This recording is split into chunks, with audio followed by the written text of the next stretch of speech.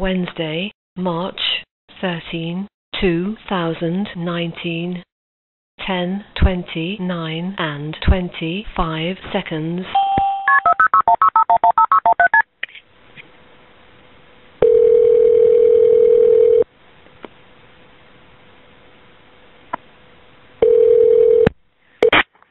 (911) emergency. Hi, I need help.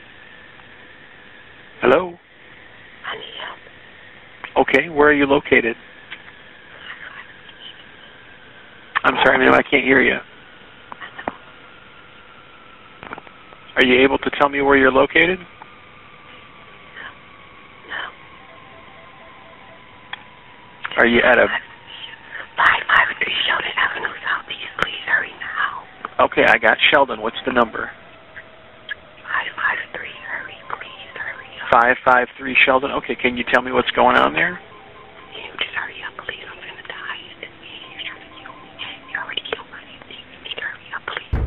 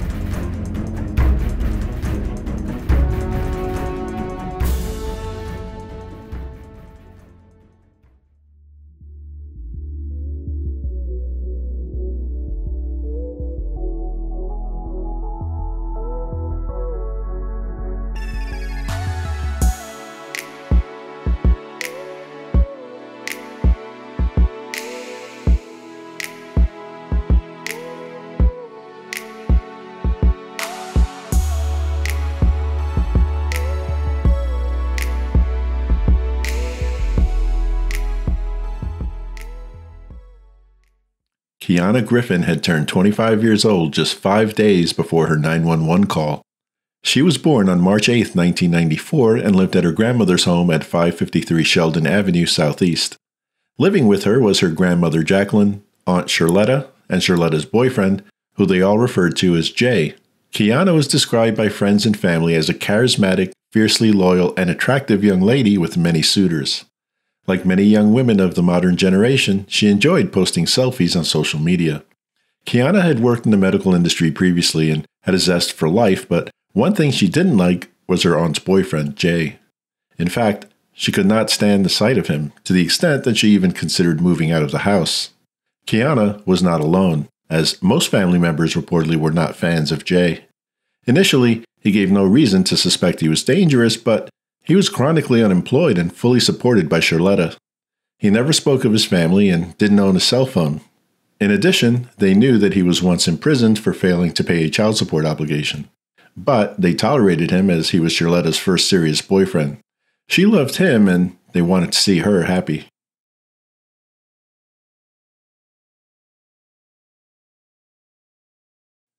"47-year-old Cherletta's family described her as a loving, trusting, and nurturing woman who was socially introverted. She graduated from Central High School and worked at Erdsman's Publishing. According to her mother, Cherletta was actively planning on taking classes to advance her career. Despite her desire, she had never married or had children. Her favorite thing to do was visit the local library with her mother. On one rare occasion, she went alone, and that's when she ended up meeting Jay. He and Cherletta entered into a serious relationship, and they lived together for 2 years. They were mostly isolated, spending time alone in their shared bedroom. Overall, the family was under the impression that they genuinely cared for each other.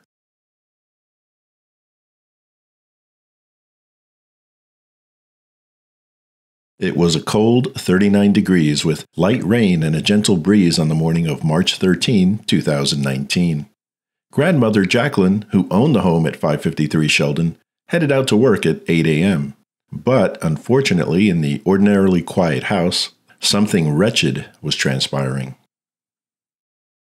Wednesday, March 13, 2019, 10:29 and 25 seconds.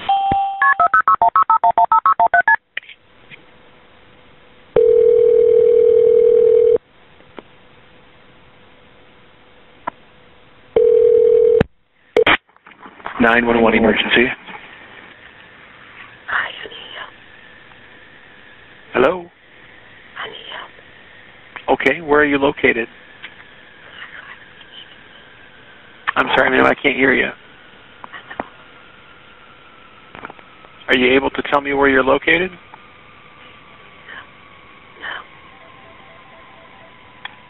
Are you at a...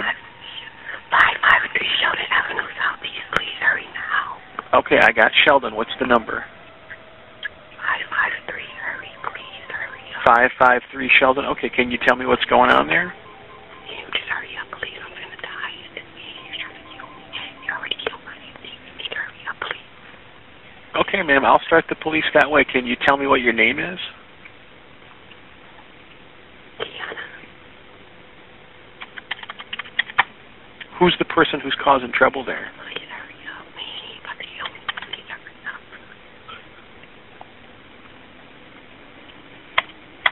Okay, I've got a call entered, so we're going to get the police started that way, all right? Okay, thank you. Can you tell me what room of the house you're in? 3 Grand Rapids police officers arrived at 553 Sheldon Avenue Southeast precisely 7 minutes and 41 seconds after the 911 call. They stayed for 3 minutes and 42 seconds before leaving. They knocked on the door, walked to the rear of the house, peered through windows, and attempted to contact Kiana on her cell phone but could not make contact with anyone. Ultimately, they returned to the station. 2 hours and 18 minutes later, 911 dispatchers received a second call from the same residence. Kiana! Kiana! Kiana! Kiana! 911 emergency. Come to 553 Sheldon. My sister's not moving. What's the address? 553 Sheldon. There's blood everywhere. My sister's not moving. Okay, stand on line. You said shirt? Sheldon. 553 Sheldon. Southeast. It's a yellow house. Please, hurry up. 553 Sheldon Avenue Southeast, so correct? Yes, please. You said she's not breathing. I don't know. She's not moving. I'm holding her head, please. Okay, alrighty. Stand on line with me. I do have fire and police on the way. Stand on line with me. We're going to connect over to medical, okay? Please, please. And you said that there's blood everywhere? There's blood everywhere. Did she cut herself or try to commit suicide? I don't know. She's doing her job and she's patient. Grand Rapids here. I pre-alerted already for 553 Sheldon Avenue Southeast. 553 Sheldon Southeast? Yes. Pre-alert already for a female there not breathing. Caller says she sees a lot of blood. All right. Caller? Oh, please. Ma'am? Oh, my Lord. Ma'am, I have help on the way. I have a few questions. Tell me exactly what happened. Come on, is she back here? Oh, my God. Ma'am, I need to know what's going on there. Tell me what's going on. Not a man with her brother. I don't know. She's naked. I usually stop over here before I go to work to my granny house, and her friend was over here outside. We came in, and I didn't even come upstairs. Her friend did, and she here naked. Blood everywhere, please. Okay. Kiana! All right. How old is she? She's 20. She born in 94. Okay. 94. She's about 20. All right. I need to. She's not moving, Kiana! Ma'am, they're on the way. I need to ask you, is she breathing?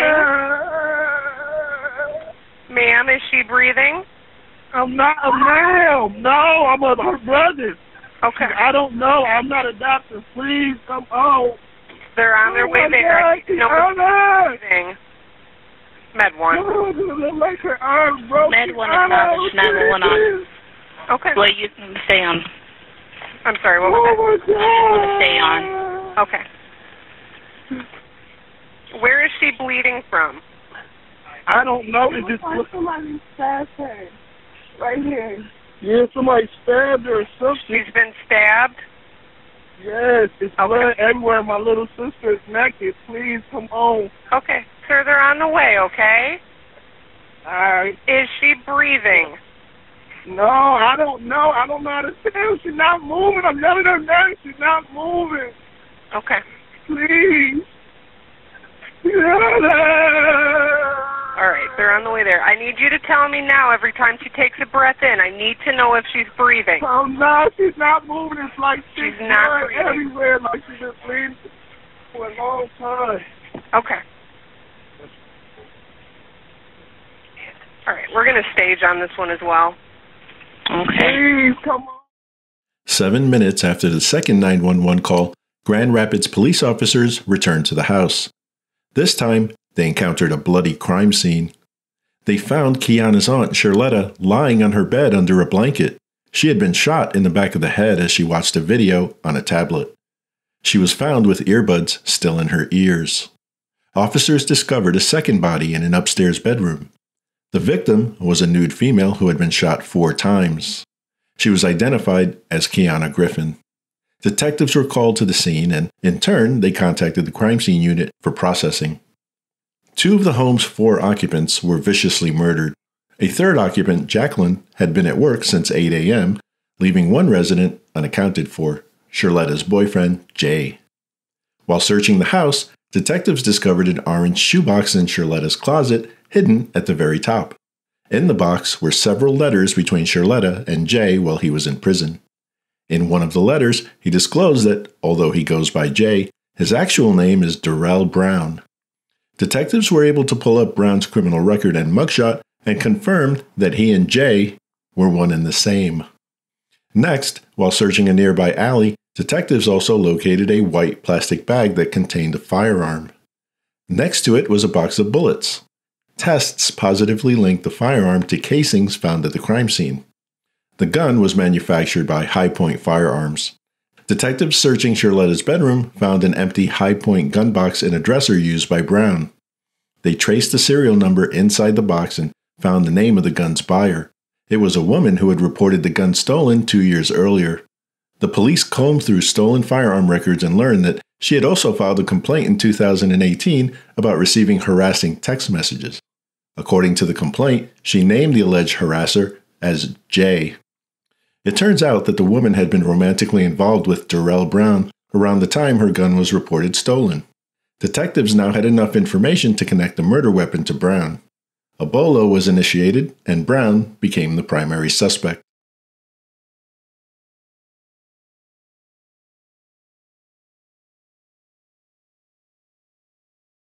Derrell Brown would prove to be a difficult man to track.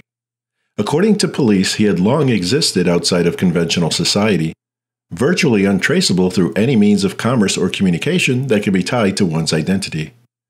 In the past, he's used the aliases J.J. Robinson, Michael Richardson, and Marcus Wright. What is known of Brown is that he has a criminal history in Ottawa and Kent counties, including violent crimes. Court documents outline a domestic assault of his then live-in girlfriend in 2005. The documents say that he brutally beat her, tied her with cords, kicked her in the face, gagged her, urinated on her, and soaked her with lighter fluid. This was done as her 4 children, one of whom is also his child, were sleeping in the house. She escaped the following morning by boarding her daughter's school bus and asking the driver to take off.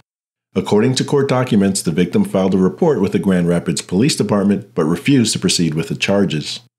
She felt Brown needed help and was convinced he wouldn't get the assistance he needed in prison. Despite this, a judge ruled there was enough evidence to send the felony kidnapping case to trial. The trial resulted in a guilty plea. However, Brown was convicted of a lesser misdemeanor domestic violence charge due to no cooperating witness. At one point in 2017, the Reverend Robert Dean of Dean's New Life Church of God in Christ came across a man who was dumpster diving. The man's appearance was unkempt and disheveled. The Reverend asked the man what he was doing, and he replied he was homeless and needed a place to stay. That man was Derrell Brown. Reverend Dean offered him temporary shelter at the church. Brown accepted, and according to Reverend Dean, he was always willing to help with tasks such as shoveling snow or cutting grass. He considered Brown to be mild-mannered and did not show any signs of aggression. That is, until one day a parishioner approached him and said she was dating Brown. She claimed that Brown forbade her to talk to men, which was required by her work. When confronted by the Reverend and woman, Brown made a gesture as if to slap her. As a result, he was asked to leave the church at once. Meanwhile, police continued searching for any information that could help locate him. Based on interviews, they determined he lived off the grid before the murders. He lacked a social media presence, verifiable employment, a traceable cell phone, or financial resources.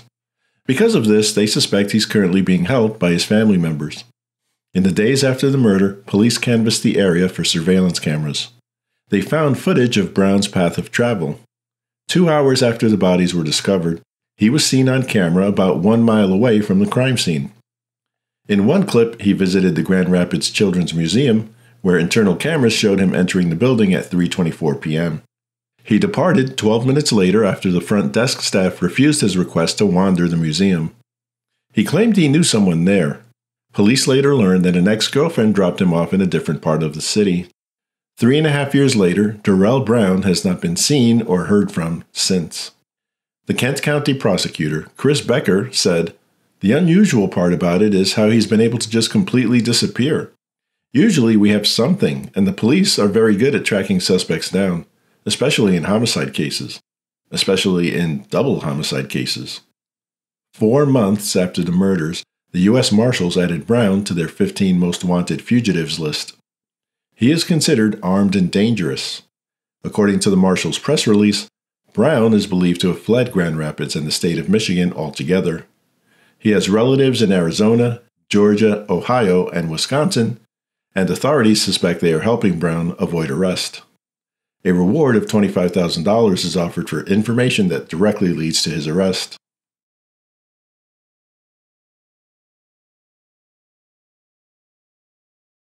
The Baber-Bey family was upset as the lack of action on the original visit to the house resulted in a 2.5-hour head start for Brown. Relatives say the police did not do enough to help. They felt dispatchers failed to pick up on Kiana's desperation when calling for help.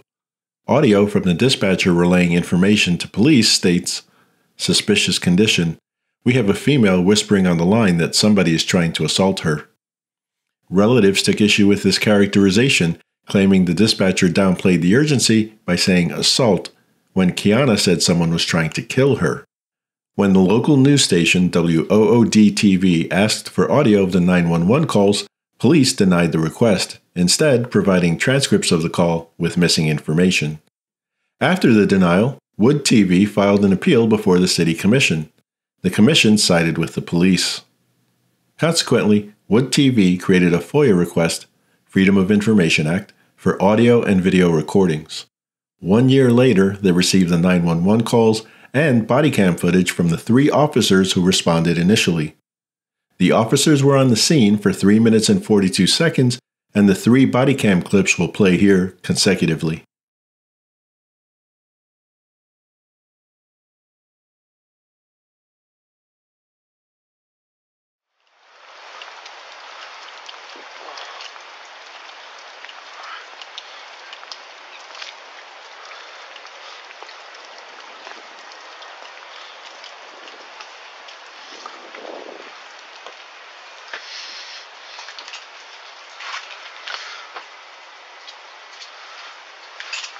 Do they have an apartment number?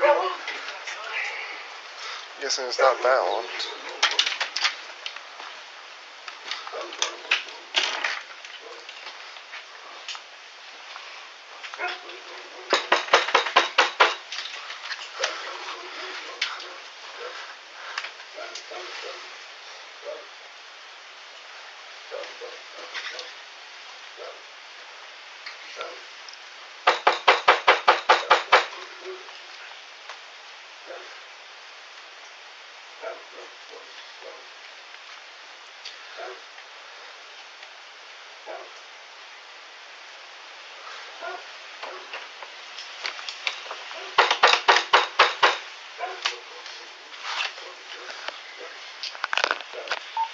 $18.70. Can you try a call back?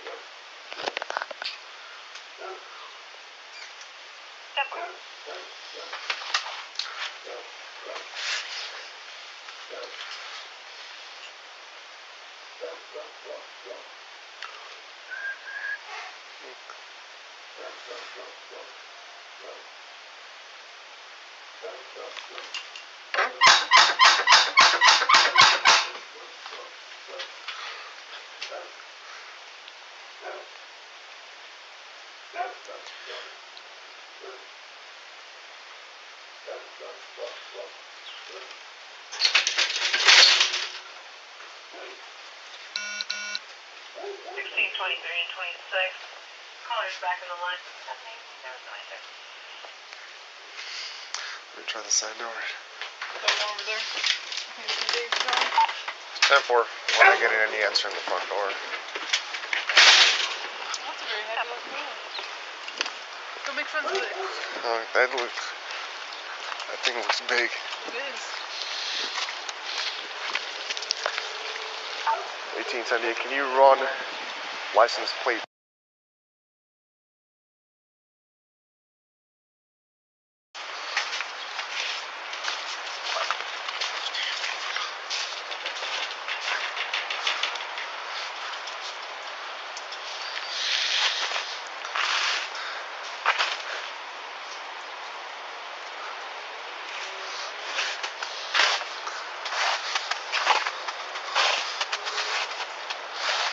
Seems like it's empty. You can see it. It looks like a little dining room or something in there. It's empty. This just goes around. There's nothing in the back here.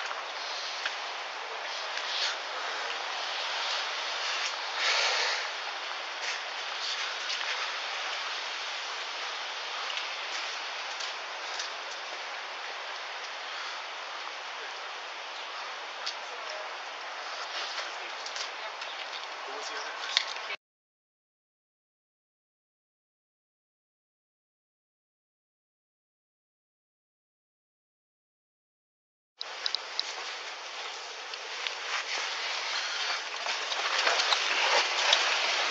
This call looked interesting.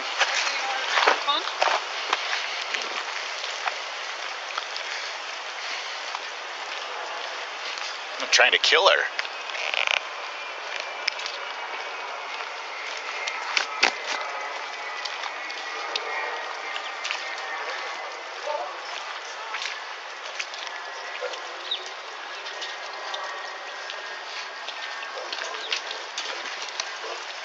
It sounds like she could be 96 too, you know.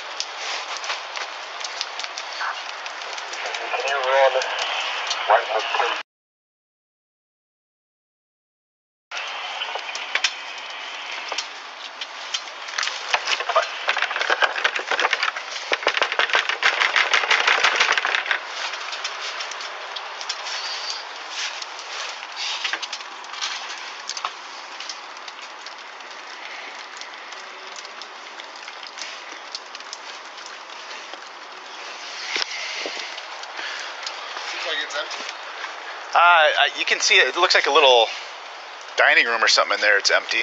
This just goes around. There's nothing in the back here. Looks like there's a fence on the other side.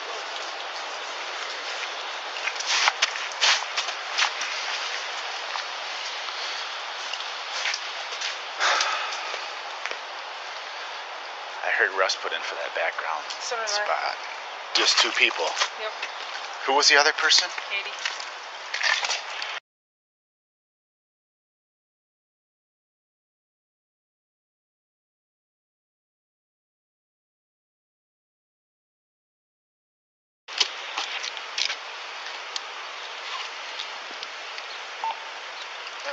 She's working Central right now, right?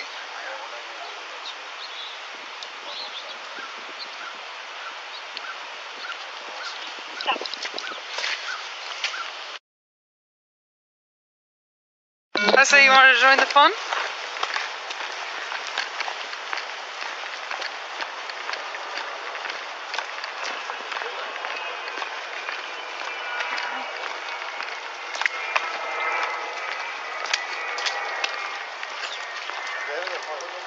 I thought I saw it.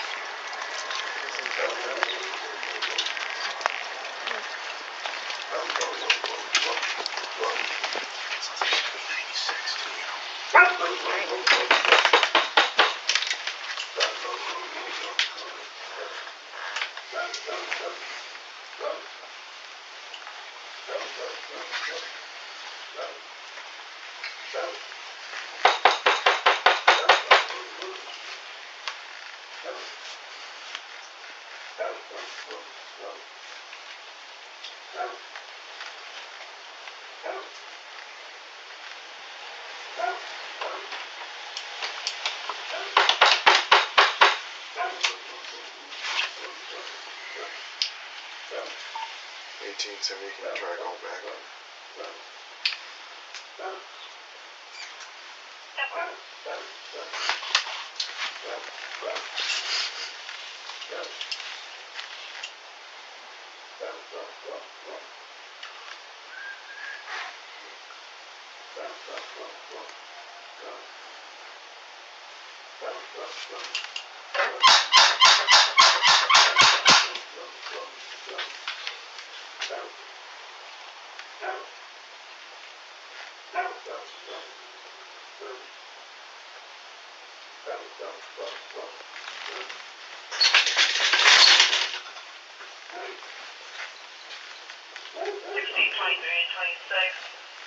Back in the line.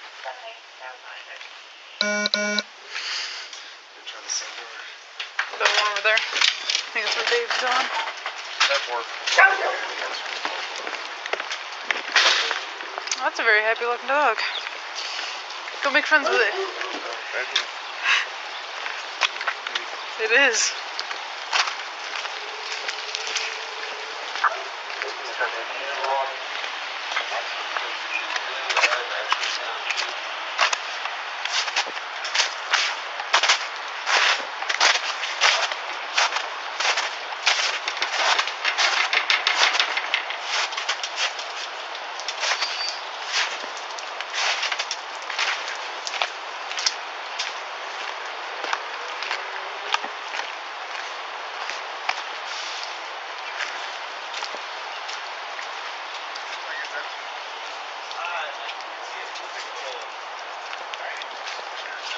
This just goes around. There's nothing in the back here. Looks like there's a fence on the other side, but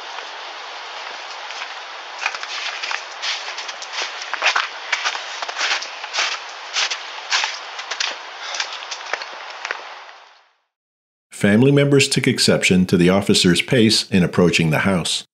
Also, they claimed the officers made several facetious comments, such as, "They're trying to kill her," and "She could be 96 too, you know." 1096 is police code for a person with mental health issues. The family views the comments as indicative of the officer's overall attitude and lack of urgency.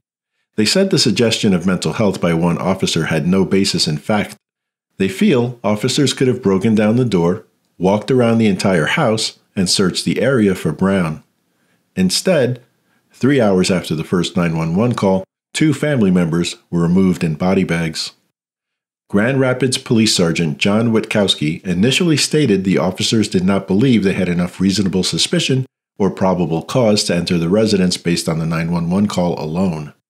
He said police regularly respond to unfounded emergency calls. If they didn't follow the law, we'd be kicking down doors all the time.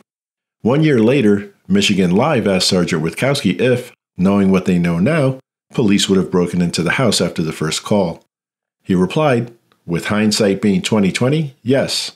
The officers and dispatchers are absolutely beating themselves up over this." On March 4, 2022, Wood TV obtained a heavily redacted Grand Rapids Police Department Internal Affairs report through the Freedom of Information Act. The report concluded that the staff member who took Kiana's 911 call did not hear her say, "He already killed my auntie." As a result, the report claims, the officers who responded to that call were under the misimpression that the caller said someone was trying to kill her, not that a murder had already occurred. Nevertheless, the victim's family still believes the Grand Rapids Police Department failed their loved ones. Kiana's mother, Anya, stated, "They told us it was a welfare check." Okay, but then you don't verify that the person's welfare is okay? You just leave? I just don't understand. The Baber-Bey family is in the process of seeking legal assistance to determine what their options are for filing a lawsuit against the city.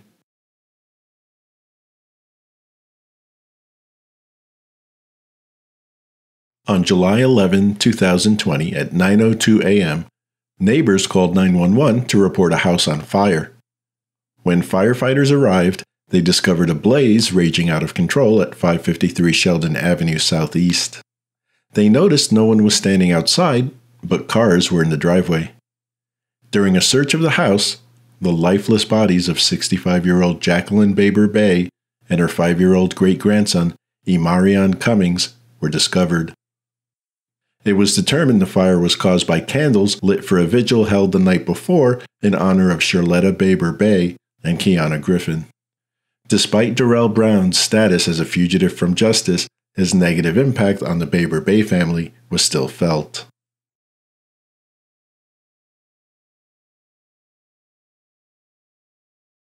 As of the date of this upload, it has been more than 3.5 years since the Grand Rapids double homicide, and Derrell Brown has eluded justice.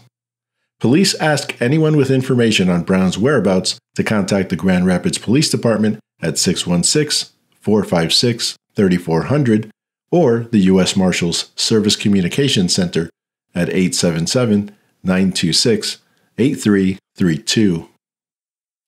What are your thoughts on this case?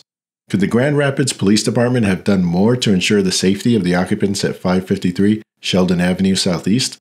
Where should the line be drawn when balancing personal privacy with public safety? Will the Baber-Bey family get the justice they deserve? As usual, feel free to comment below.